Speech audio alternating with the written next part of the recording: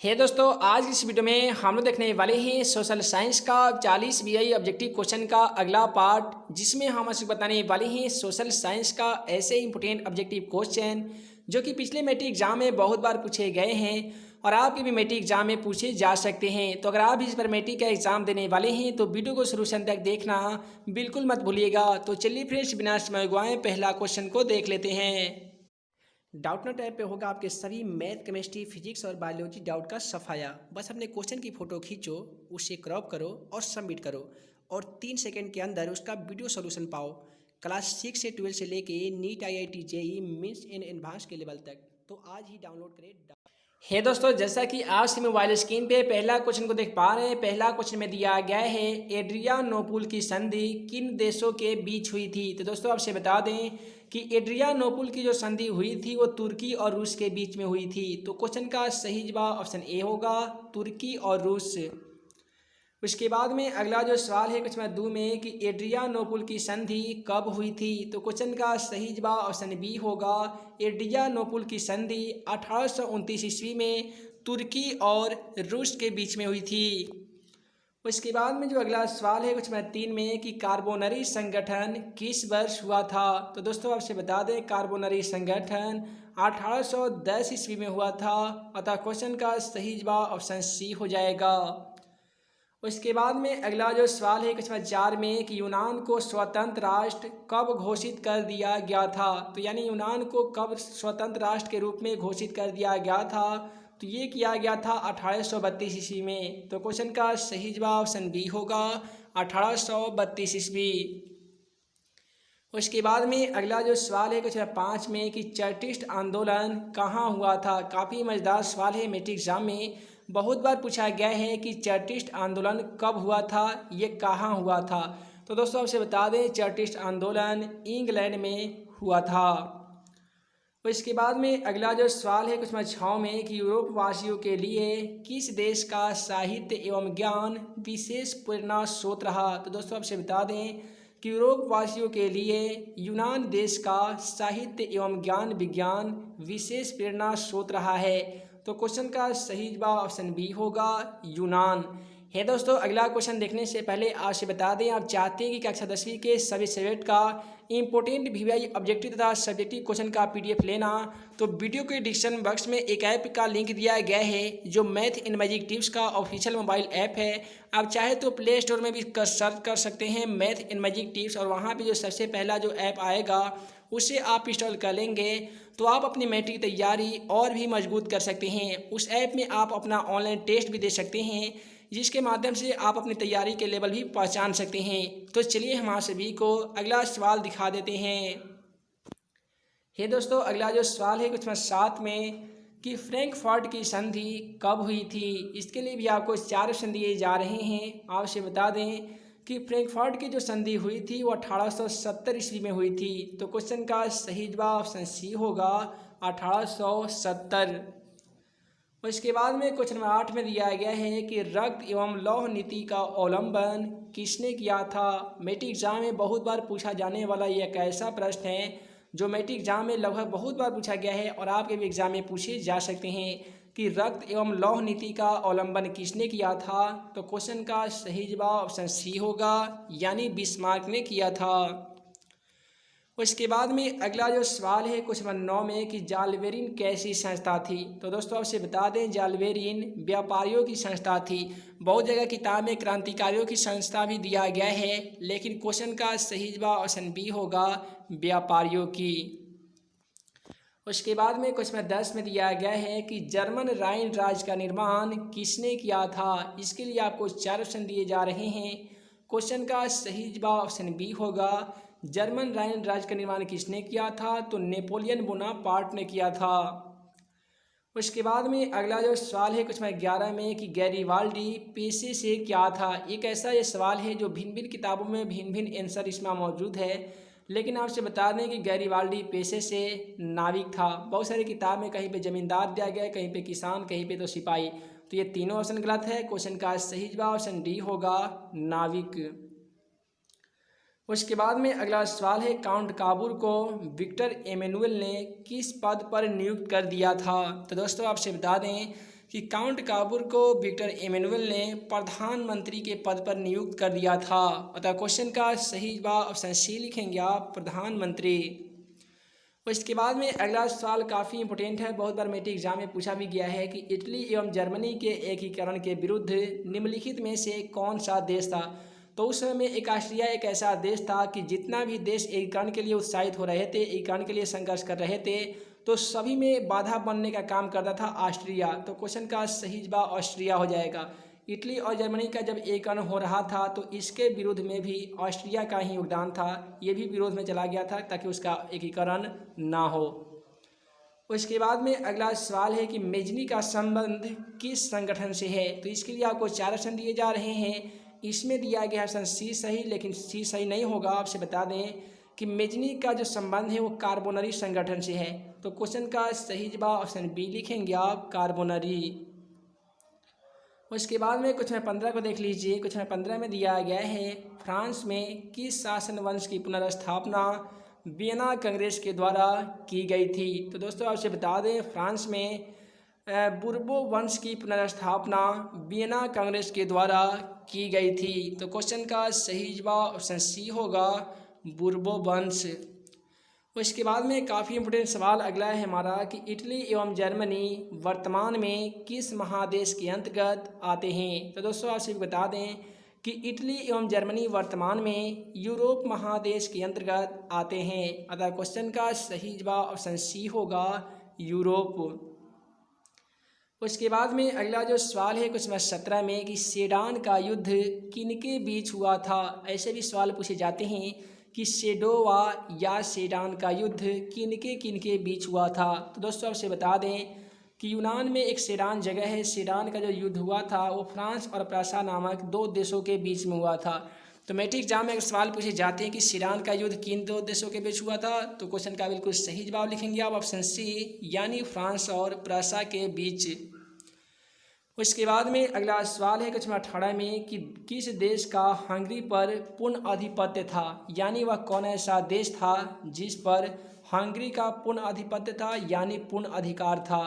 तो इसके लिए आपको 4 ऑप्शन दिए जा रहे हैं। पहला है फ्रांस, ऑस्ट्रिया, ब्रिटेन, तुर्की। क्वेश्चन का सही जवाब ऑप्शन बी होगा, यानी ऑस्ट्रिया का। उसके बाद में अगला जो सवाल है क्वेश्चन 19 में कि पोलैंड के विद्रोह को किसने कुचल दिया था। पोलैंड में एक विद्रोह हुआ था जिसे रूस ने बर्बरतापूर्वक कुचल दिया था। तो क्वेश्चन का सही जवाब ऑप्शन ए हो जाएगा, रूस।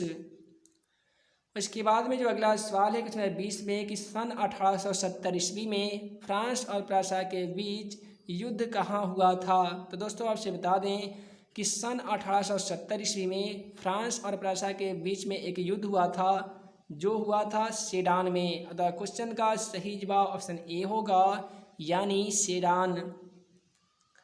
उसके बाद में जो अगला सवाल है कि रूस में कृषक दास प्रथा का अंत कब हुआ था। तो दोस्तों आपसे बता दें रूस में कृषक दास प्रथा जो उतने दिनों से चली आ रही थी उसका अंत फाइनली 1861 ईस्वी में हो गया था। तो क्वेश्चन का सही जवाब ऑप्शन ए होगा, 1861 ईस्वी में। उसके बाद में अगला सवाल है कि रूस में जार का क्या अर्थ होता है। मैट्रिक एग्जाम में बहुत बार पूछा जाने वाला ये प्रश्न है कि रूस में जार का क्या अर्थ होता था। उस समय में क्या होता था कि रूस में जितने भी सम्राट होते थे, जितने भी राजा होते थे, उन सभी को जार के नाम से जाना जाता था। तो मैट्रिक एग्जाम में पूछे जाएंगे कि रूस में जार का क्या अर्थ होता था। तो क्वेश्चन का सही जवाब लिखेंगे आप ऑप्शन डी, यानी रूस का सम्राट। उसके बाद में अगला सवाल है कि कार्ल मार्क्स का जन्म कहाँ हुआ था। तो दोस्तों आपसे बता दें कार्ल मार्क्स का जन्म 1818 ईस्वी में जर्मनी प्रांत के मेघुआ शहर में हुआ था। तो क्वेश्चन का सही जवाब 1818 ईस्वी कहाँ पे, तो जर्मनी में। उसके बाद में अगला जो सवाल है कि समाजवादी या साम्यवादी शासन का पहला प्रयोग कहाँ हुआ था। तो दोस्तों आपसे बता दें कि साम्यवादी शासन का जो सबसे पहला प्रयोग किया गया था वो रूस में किया गया था। तो क्वेश्चन का सही जवाब ऑप्शन ए होगा, यानी रूस।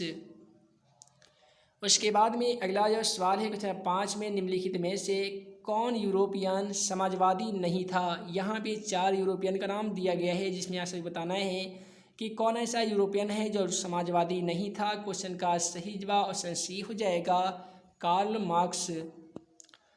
उसके बाद में अगला जो सवाल है कि वार एंड पीस किसकी रचना है। काफ़ी मज़ेदार सवाल है, वार एंड पीस किसकी रचना है। क्वेश्चन का सही जवाब टॉल्स्टॉय हो जाएगा, क्योंकि टॉल्स्टॉय के माध्यम से ही वार एंड पीस नामक पुस्तक की रचना की गई थी। और इसके बाद में अगला सवाल है कि बोल्शेविक क्रांति कब हुई थी। है दोस्तों, आपसे बता दें नवंबर 1917 ईस्वी की बात है, जहाँ पे लेनिन के माध्यम से एक क्रांति की गई थी, जिसे हम लोग नवंबर 1917 ईस्वी के बोल्शेविक क्रांति के नाम से जानते हैं। तो क्वेश्चन का सही जवाब क्या होगा, नवंबर 1917 कौन सी क्रांति हुई, तो बोल्शेविक क्रांति हुई थी।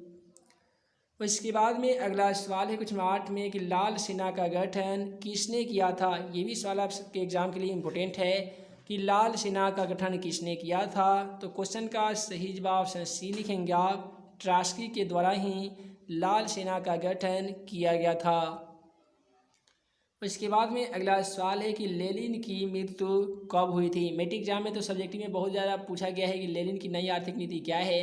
उस पर भी मैं ऑलरेडी वीडियो बना चुका हूँ, चाहे तो आप मेरे चैनल पर जाकर उस वीडियो को देख सकते हैं।